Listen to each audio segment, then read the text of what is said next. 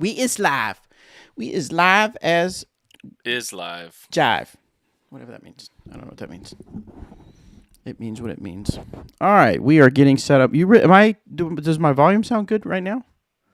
Yeah, you're fine. I feel like I can't hardly hear myself. Here we go. I'll turn up my headphones. There we go. Oh, you want to hear yourself? Who is that screaming? Tina. Is he singing or? She's playing No, Rocket she's League? playing Rocket League. Oh, Tina gets hyped. she's been I'll posting a hop lot in the about. Discord and tell her to be quiet. Yeah, because She's been playing a lot of Rocket League. It's been good. Was she celebrating like a good move or Hey, something? pardon me, Tina. Maybe. If you could just keep it down, it's really loud, and we're trying to record Disc Golf Answer Man, so just think about it. Hold on, I can't hear you.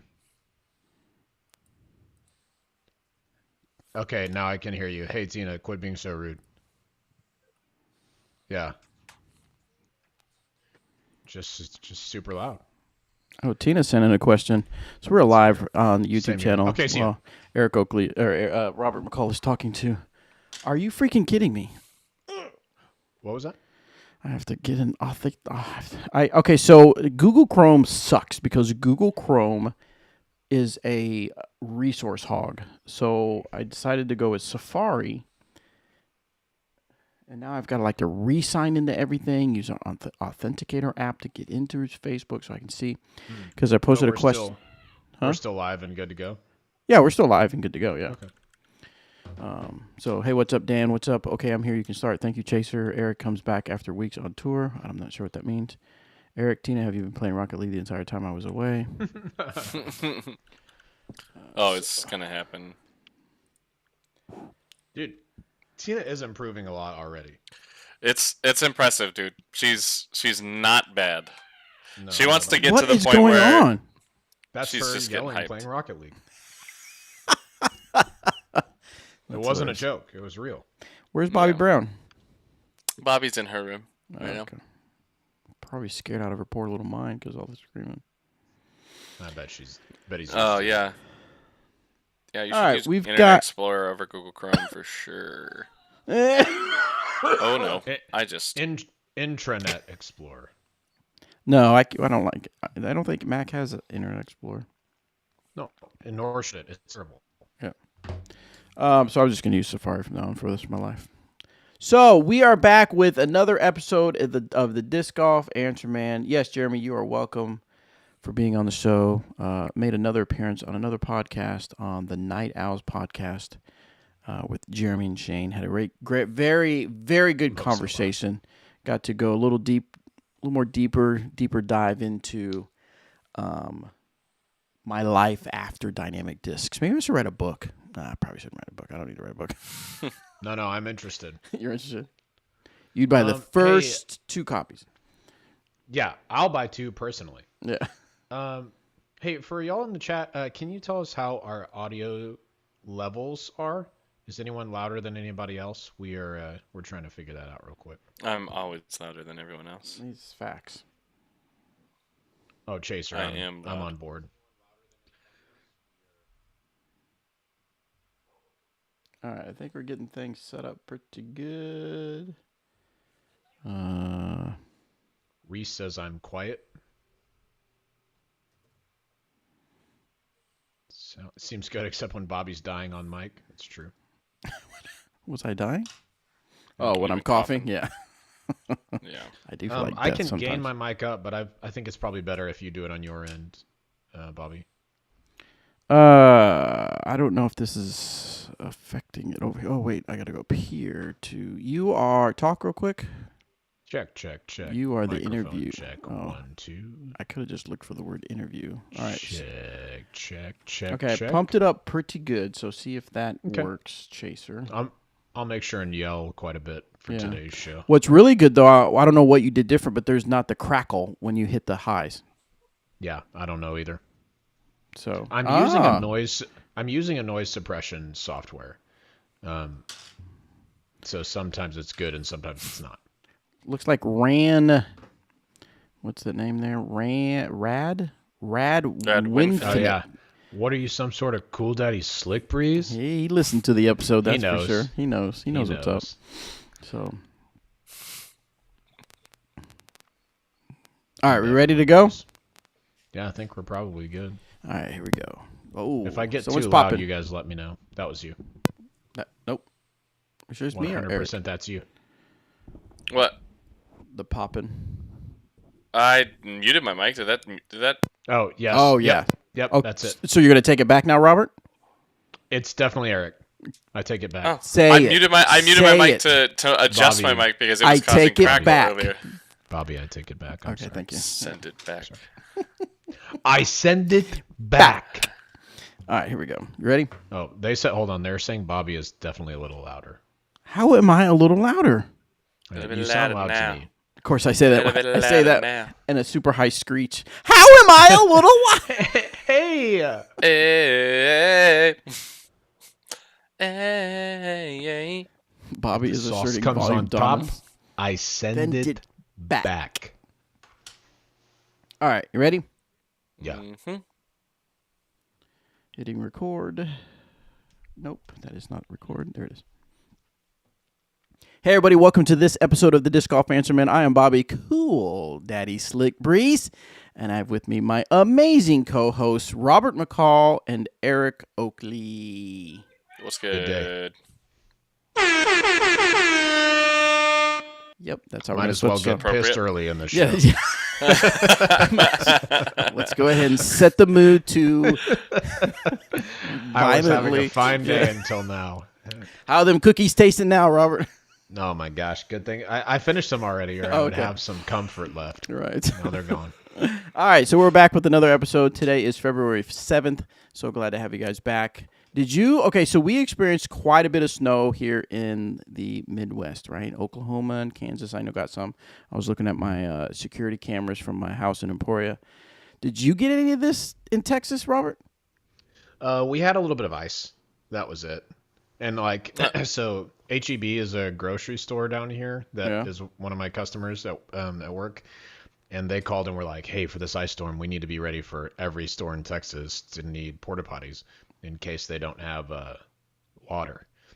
And every store of theirs in Texas is like 90.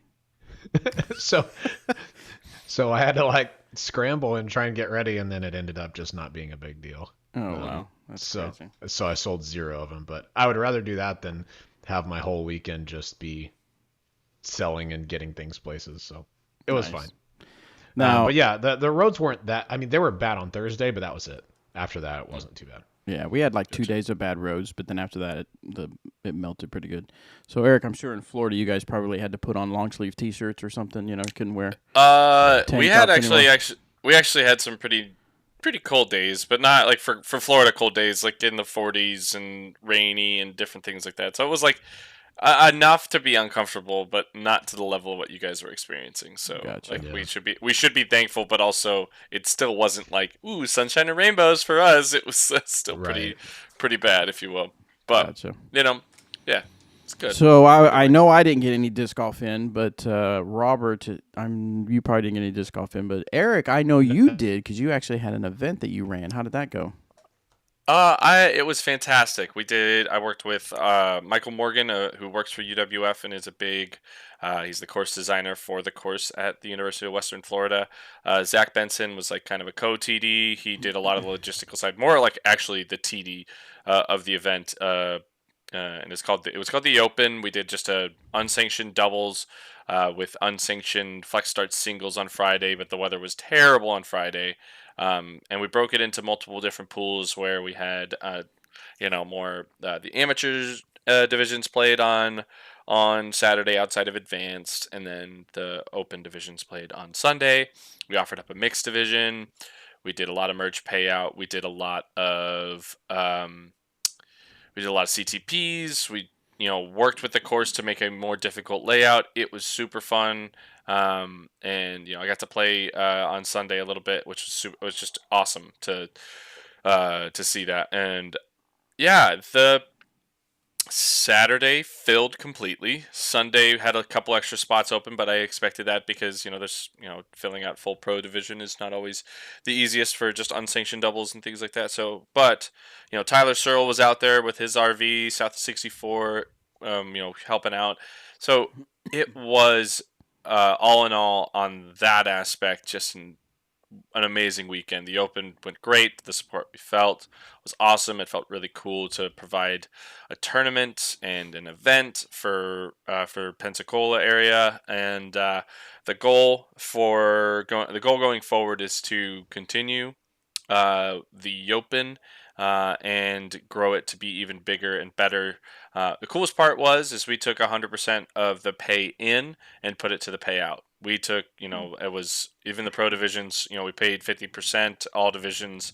So we made it a little bit more, it was nice to pay deeper and to just give everything back. It was great. I ate the course fee and a couple other fees just to provide the experience for the players. So, the goal for next year is to, get players packs and get other sponsors involved for the event with some course, what's it called? With some whole sponsors and different things like that. So we'll be able to put even more into the payouts of all divisions and kind of allow for it to grow even bigger. So I think that will be really fun.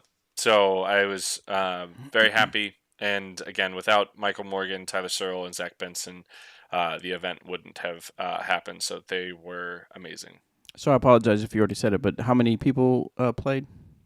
Probably over the 2 days, like over 100. Really? Yeah. Okay. Yeah, because we had 72 on Saturday, a full field of 72 on Saturday.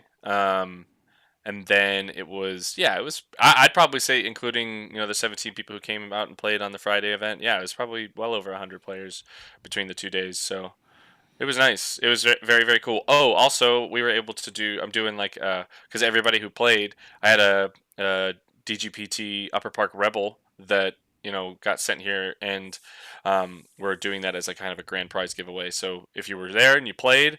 I'm going to pull a Whale Stacks package, a couple EO discs, and then somebody else is going to get a Rebel just for playing in the event. So there's a chance that people will get that. So it's just kind of cool doing small stuff like that where, this isn't, we're not trying to nickel and dime anybody, and I don't think many tournaments do that, but, some may.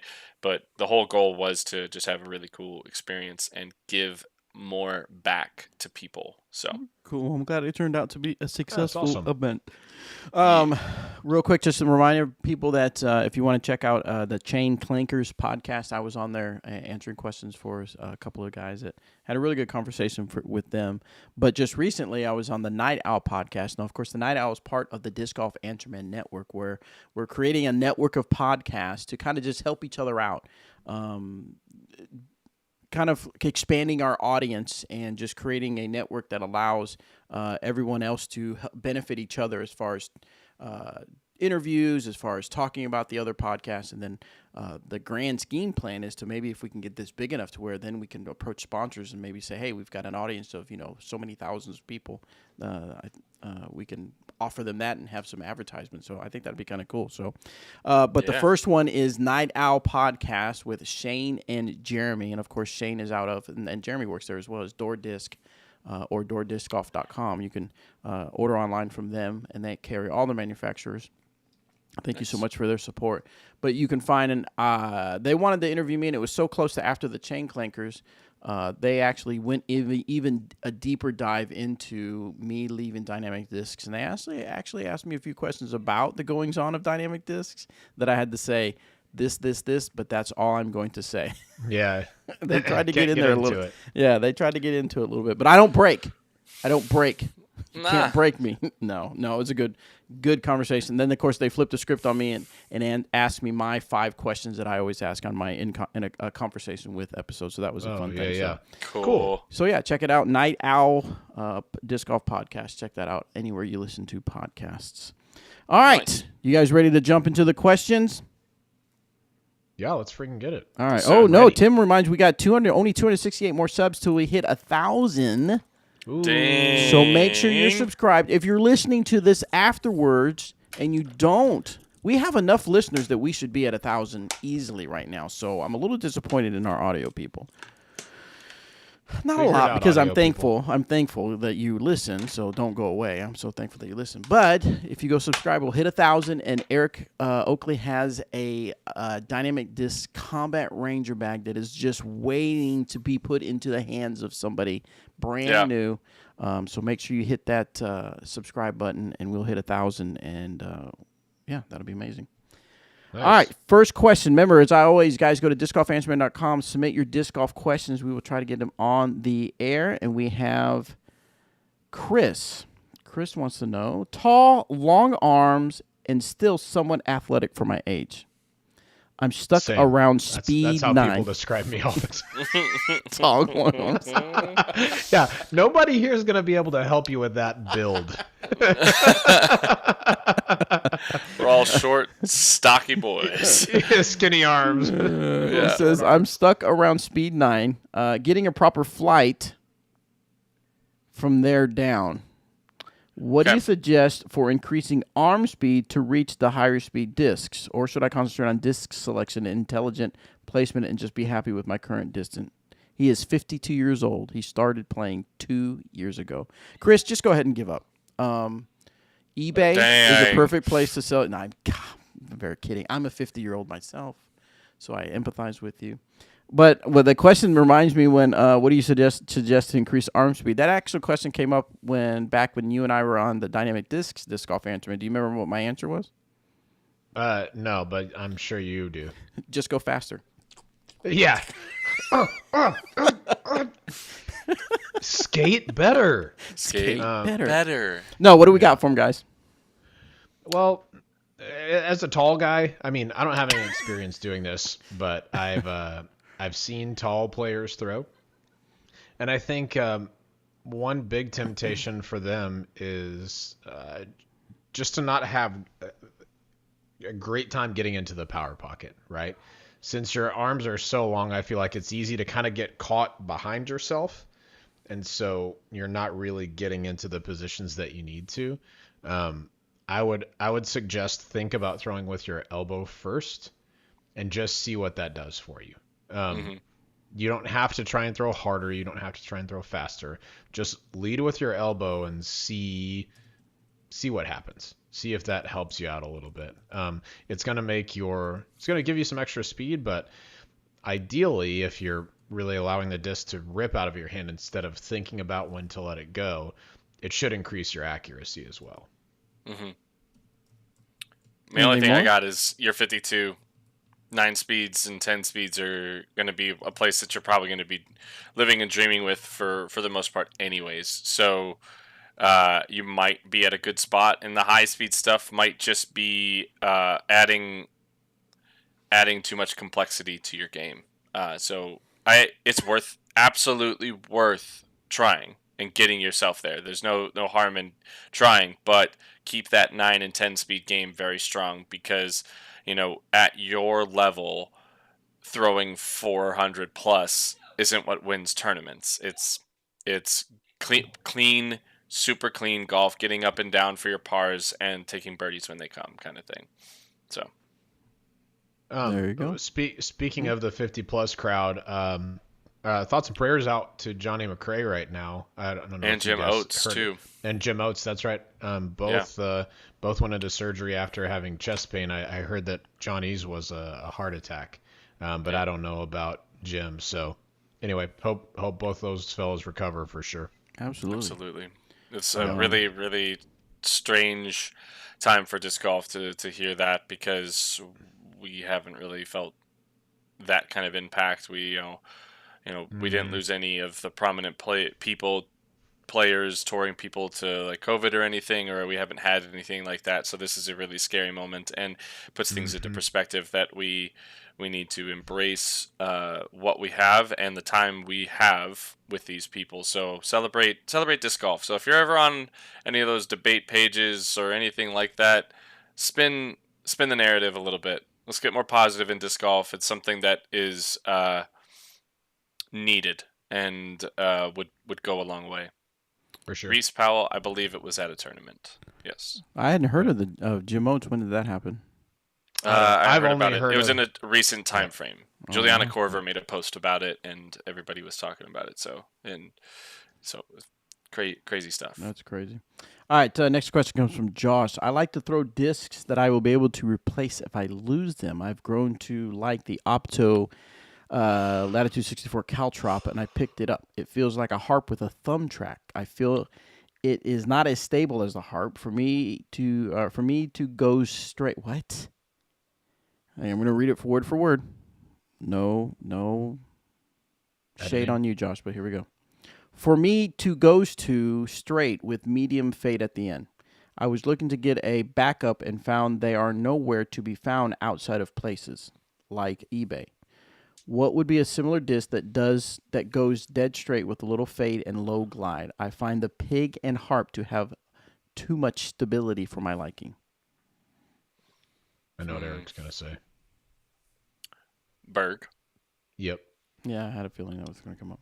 I mean, But that the Berg, sounds like the Berg that is disc. way less glidey though. Like the Berg Okay. is like if the Caltrop isn't that like has low glide, the Berg has zero glide. Has like that is the lack of glide. So I would suggest a Berg 100%. It's awesome. Doesn't have much fade. It's really unique.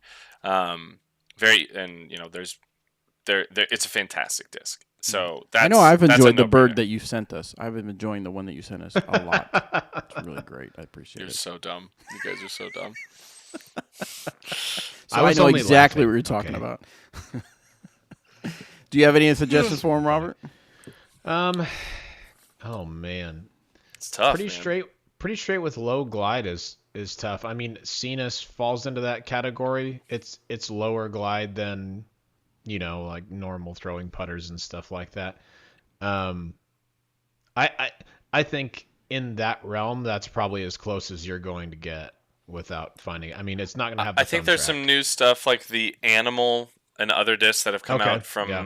Innova that might be. I don't know though. Have Yeah, not couldn't thrown, tell have you not either. felt, but I feel like that was why they were made to be kind of similar Yeah. and do that. Yeah, I think you're right. I think the Animal they called it a ranging disc, which is kind of like a get your specific approach distances dialed in with a disc like that.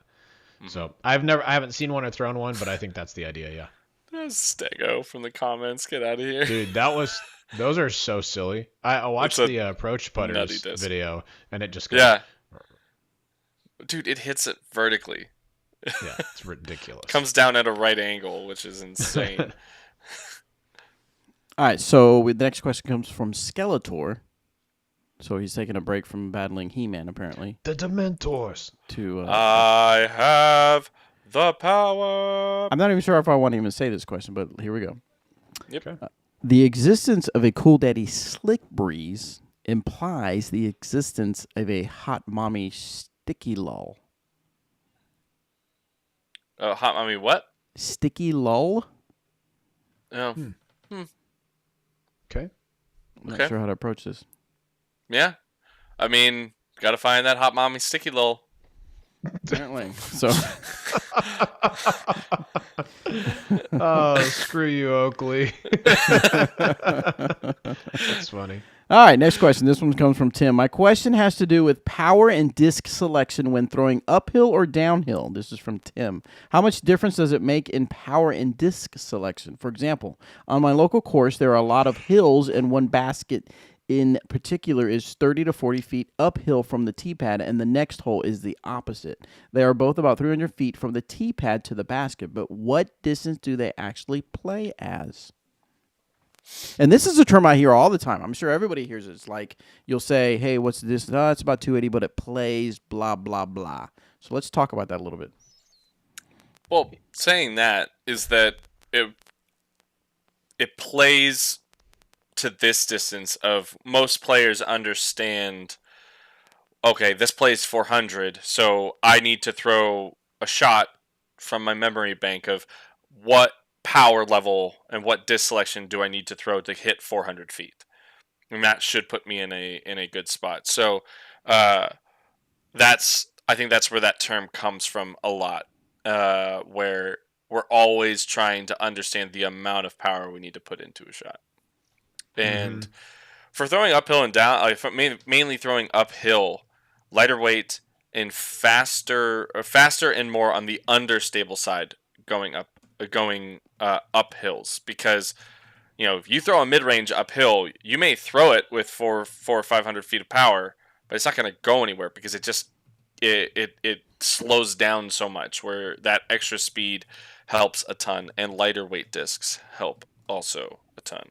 But Yeah. If it's a wooded uphill hole, you might want to be in those distance drivers because they have more lateral play. So that it can be, it's like, oh, uphill hole, Eric Oakley said throw a fast disc, and then you're just ripping it into the woods. That's not what I'm trying to say. It's just you got to play it right. But I definitely, when I was in Utah and throwing at Solitude up and down a mountain, I found that when I was, still throwing Discmania, I had a Blizzard DD2 that was like 156 that I would use for a lot of really, really big uphill shots, because I could get a lot more speed on it, and it was understable, and all I had to do was throw it high and just basically throw it as hard as I possibly could, and it would climb the hill a lot better than any other disc I could throw. Yeah.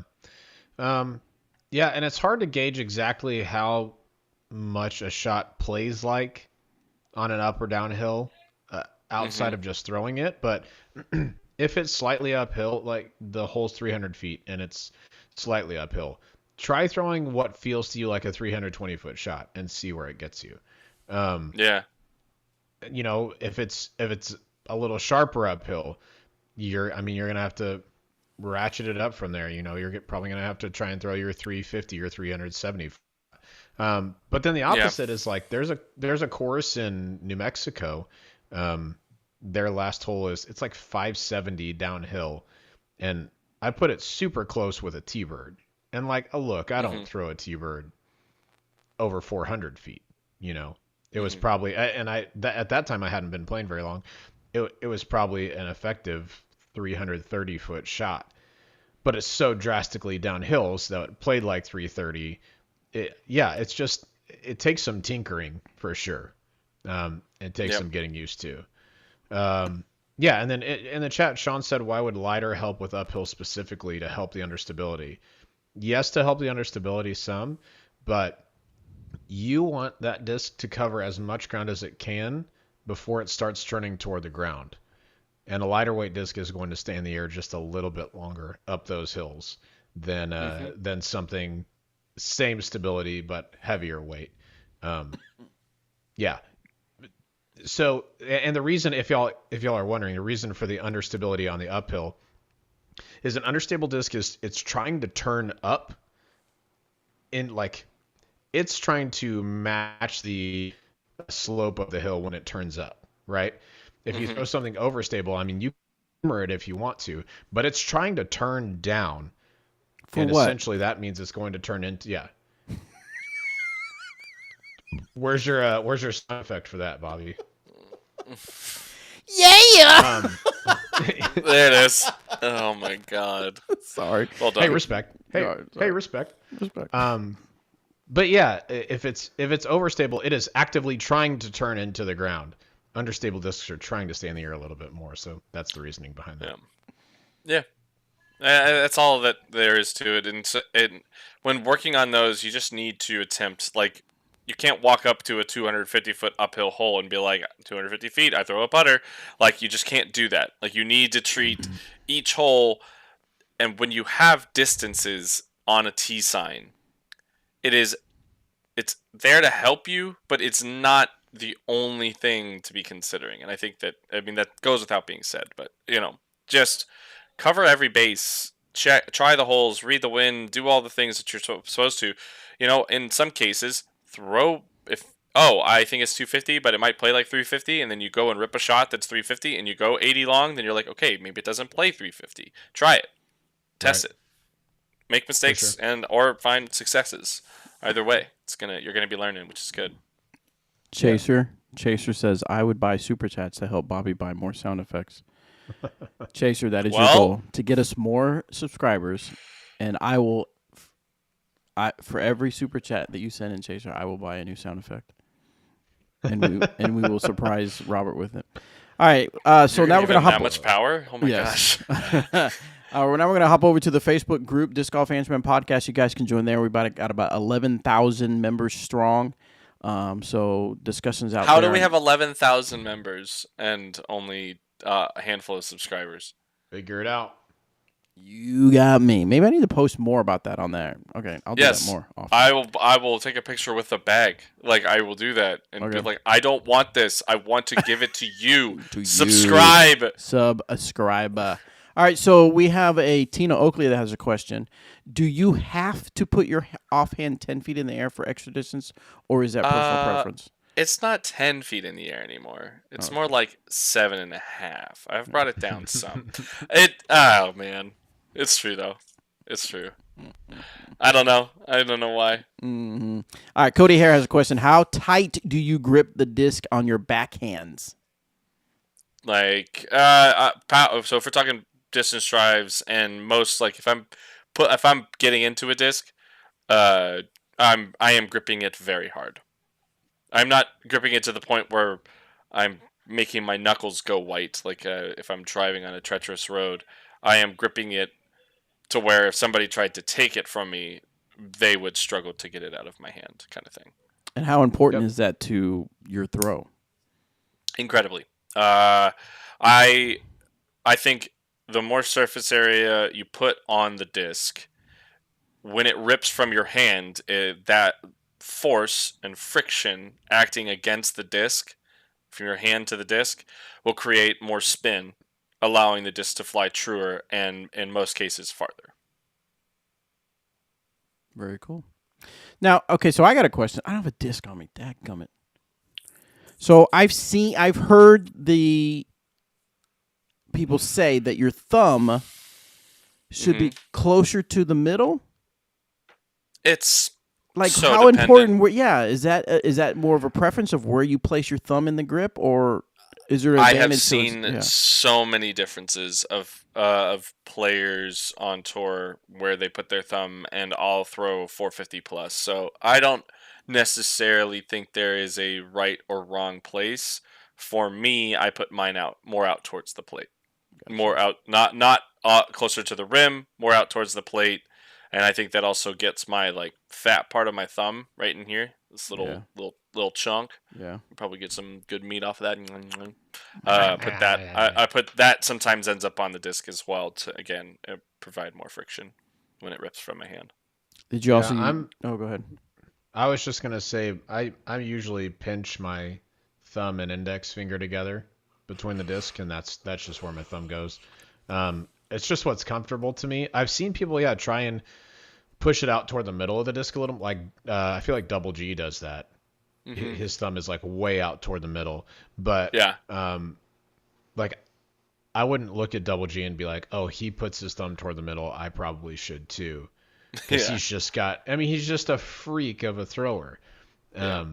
So I like to pinch between my thumb and index, but that's just what works for me. I will say this: if I'm having trouble with the disc being a little bit nose up, I'll try and move my thumb toward the rim just like the smallest amount, just to kind of tilt the disc down the smallest bit. But it's not much, and I don't know if it's a placebo effect or actually helping. Fair. So there's another thing you can do with that's very helpful with the meaty part of your hand right here. What's that? If you're cooking steaks and if you leave your hand like this is what raw would feel like. Yeah, this is what raw would feel like.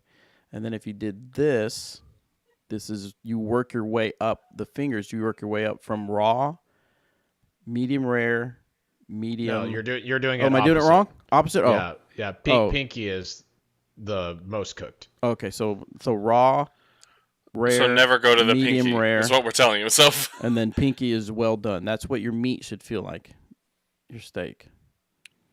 Why would anybody ever go to the pinky though? Do not buy steak. My dad does not like it pink at all. He likes it well done. Then he needs to order steak. I'm sorry. However, don't order steak. Like he can't have also steak anymore. thinks that Lone Star makes the best steak ever. So there's that. I don't know what that is, but also he shouldn't have steak. Sean said, "No, Bobby, that's not correct. The hand tenderness is a myth. So You're a myth, Sean. You don't quit exist. spreading false propaganda." It said it on the internet. Also, Yeah, also, so it's Bobby's true. dad shouldn't have steak. Right. Dude, I know that like if you're a chef, you would be upset that I would say this, but I just put a meat probe in there and then cook it to the temperature that I want to, and then you just don't mess it up. Yeah, that's fair. Medium It's rare way is better. the only Yes. way to have your steak. Yes, take it off at 135. Yeah, and I can't remember who, but there's somebody I know that shouldn't have steak. Oh, it's Bobby's dad. Well, thank you for enlightening us, Sean. I appreciate that. That's really funny. That's just something I've always heard, so it must be like an old wives' tale or something like that. There was someone else I thought shouldn't have steak. Oh, that's right, it's your dad. All right, here we go. So, next question. That's funny. Why doesn't Emmer Bobby's says dad eat steak? What? 160. Our Emmer says 165 or the health department is coming for you. Yeah, on chicken, that's true. Do you guys when you make breakfast? Do you ever mix meats with your eggs? Sometimes sausage. Yeah, sure, No, like chicken. sure. I'll do steak done and it. eggs. I've done turkey as well. I know someone that doesn't mix chicken with the eggs because it's different stages of the chicken's life, and it doesn't make it's. They don't think that should be happening together. You know, in like a lot of places they fry chicken, they use eggs in the batter, so to help make it sticky. Thank you. That's a good argument against that. Okay, so No, that hot mommy sticky lol. We need to keep up with her. I don't want. I had forgotten that happened. Dang it. all right. So next question. Let's see. Bill just says, I've completed my reach back. Now what? Pull it through and release the disc. Otherwise, you're just gonna be walking around looking like a dummy with your disc just out to the back. Yeah. So I'm not sure exactly what he's getting at on that one. What do I do? What do I do? What's going on? Man, it's tough because there's a lot that goes into what you're talking about, especially, if when you've reached back, are your hips engaged? Is your front foot down and out in front of you slightly so you can brace into it, and that's engaging your hips more? And are you, when you're pulling through, are you ready and balanced enough to push off of that back leg into that front leg as your arm is driving through? So I think that, man, there's a lot to that, because you should be pulling through.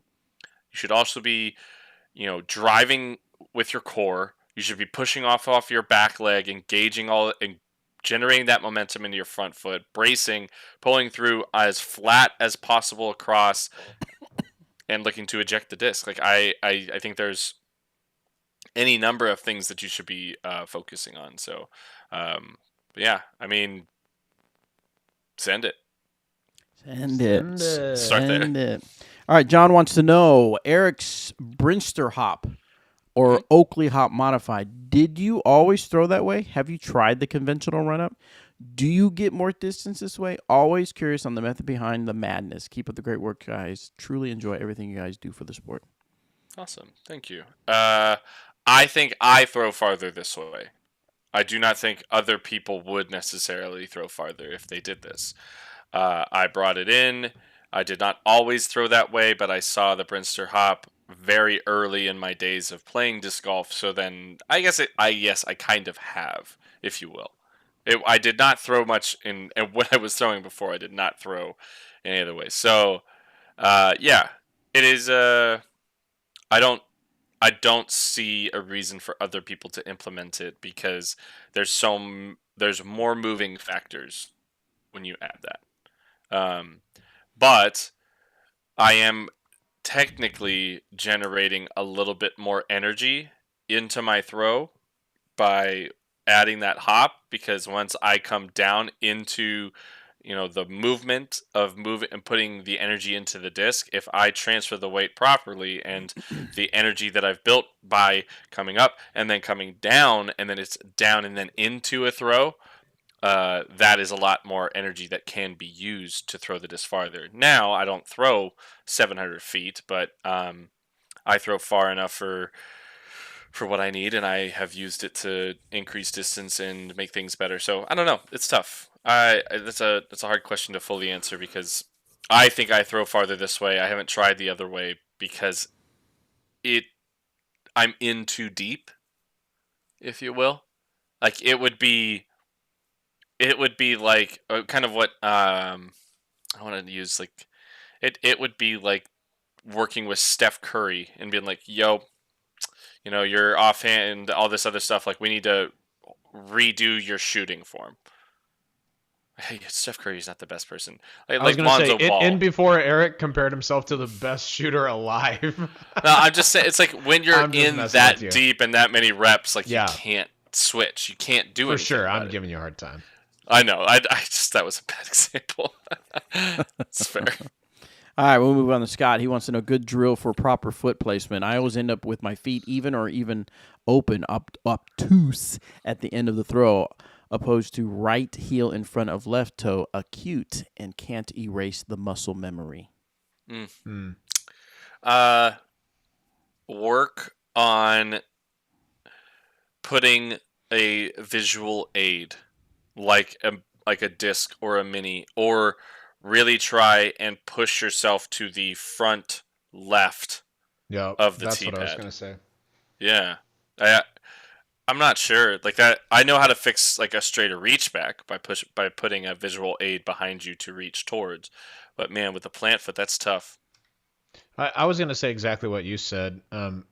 If you are going to the front left of the T-pad, it's nearly impossible to not have your feet closed, right? Mm-hmm. Like if you're open, you would almost have to put your left foot off of the side of the T-pad. Yeah. So I mean, now this is to practice, this is to drill. I'm not going to tell you always to run toward the front left of the T-pad. You should really only be doing that if you're a right-handed player, if you're throwing an Anheuser or the T-pad is angled incorrectly. But yeah, I mean, it's probably worth starting with just a one step, right? So put your left foot in place, put something on the ground, like, draw a little Sharpie dot on the tee box or whatever. You got me. And then just step from your left foot to your right. Plant your right. That's it. Then just do that over and over and over and over. Then once you've done that, you can integrate the X step.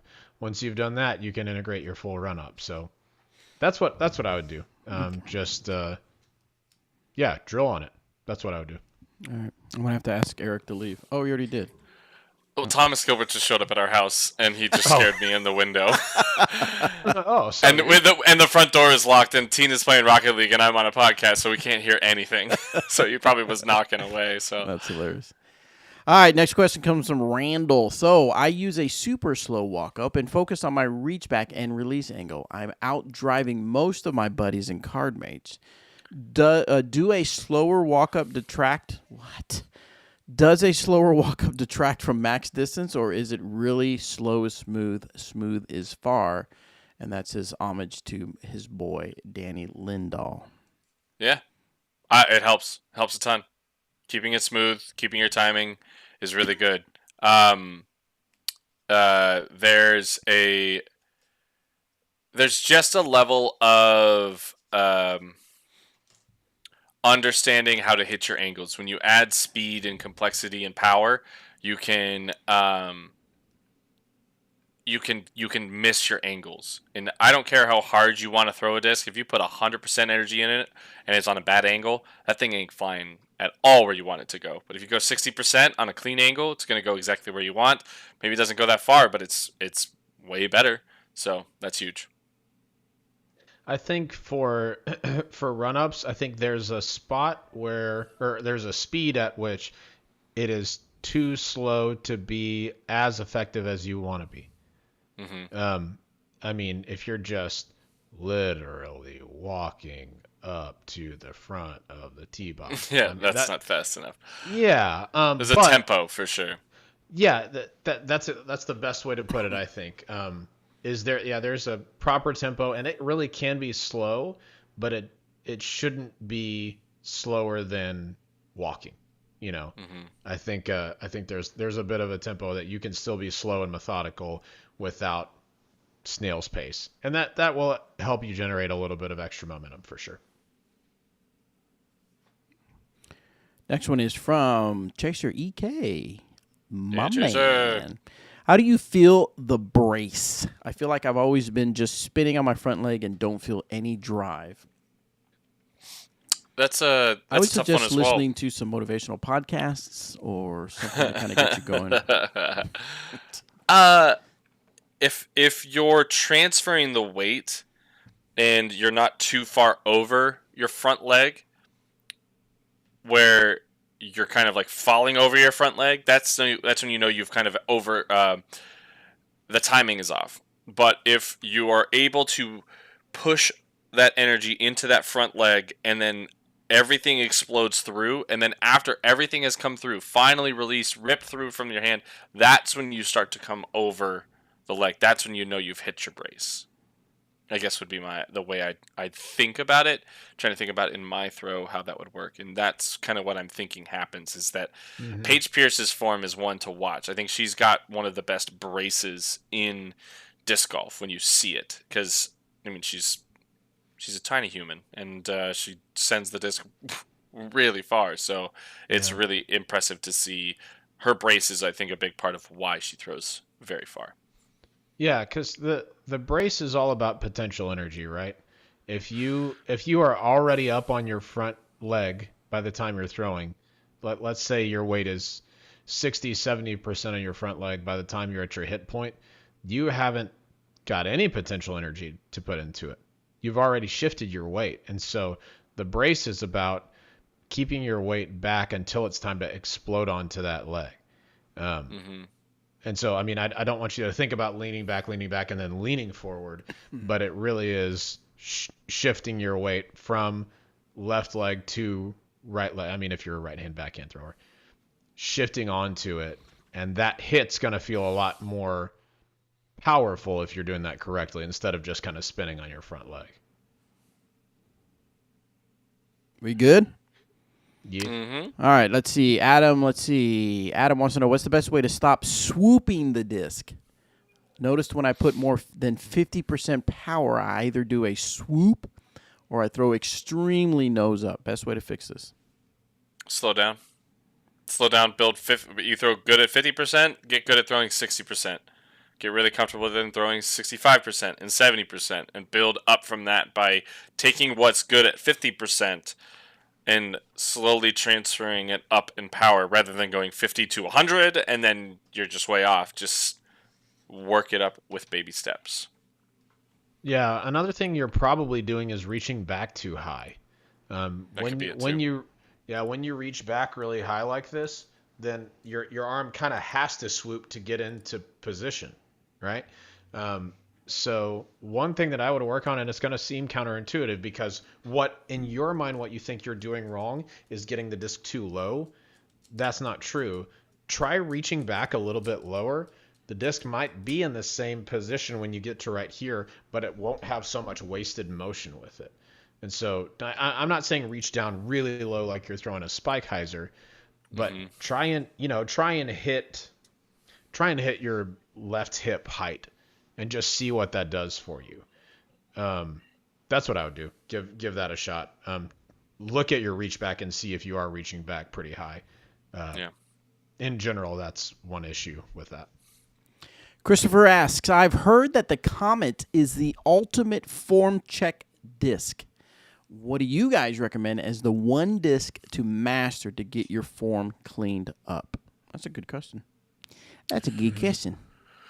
I would say the Paige Pierce Discraft Fierce would be in that conversation as well as a really clean, effortless flying disc. I would go. I honestly think the Comet's pretty good, but I think the Comet runs into the issue that it feels awkward. So some people won't actually be able to go and like check their form with a disc like that because the Comet has such a unique feel. Where I think a more traditional feeling disc like a Fierce is very smooth, very easy, feels comfortable in everybody's hands, might be a better option. If we had to choose a mid range, I would probably say something like a Claymore would be a very good check of your form because you should be able to control a Claymore. You should be able to make it hyzer, you should be able to make it flat, and have it hold the turnover. Another one, which spoiler of the disc that I'm doing is the Polecat. I think would be a great form checker. I am not even kidding. I'm bagging this disc. And look, say hello to Tina and Thomas. Tina and Thomas. We're here. We're hanging out. Hey guys. Hi. Good to see ya. Sorry, I scared Ed earlier. Yes. Yeah, he was right in the window. Oh. That'd be terrifying. Yep. One that I've seen be a really good.